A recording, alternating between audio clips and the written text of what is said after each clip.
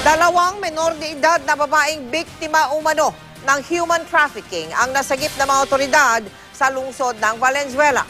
Pinangakuan daw sila ng mga nadakip na sospek ng trabaho sa bansang Malaysia bilang mga masahista. Nakatutok si Cesar Apolinario. Kapwa grade 6 pupil lang ang dalawang dalagitang nailigtas ang pinagsanib na puwersa ng Valenzuela Police at Social Welfare Department sa isinagawang entrapment sa mga sospek. Noong Biyernes nagsumbong sa pulisya ang ina ni Melay, di niya tunay na pangalan. Nirecruit daw ng dalawang sospek si Melay at kaibigan na si Medi, di rin niya tunay na pangalan. Sa salaysay ng mga bata sa pulisya, pinangakuan daw sila ng mga sospek ng sweldo na di bababa sa 1,000 piso para magtrabaho sa Malaysia bilang masahista. Sa Facebook lang daw nag-uusap ang dalawang nahuling sospek at kontak nito na sina alias Hans at live-in partner na si Jane Balagtas, parehong taga Zamboanga City.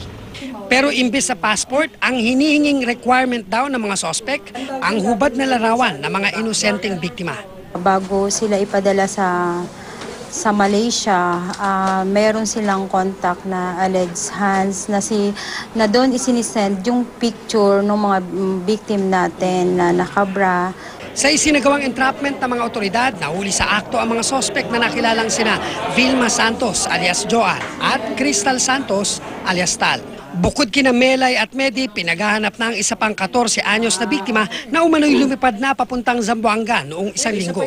Mula Zamboanga, tutungo ito pa Malaysia.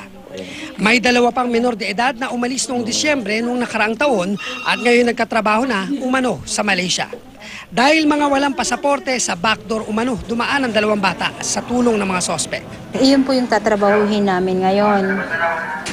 Kung hahanapin po namin kasama ang CSWD, hahanapin po namin yung mga magulang. Kasong qualified trafficking ang isinampa laban sa dalawang sospek, si alias Hans at si Balagtas, at large pa rin hanggang ngayon. Cesar Apolinario, nakatutok, 24 oras.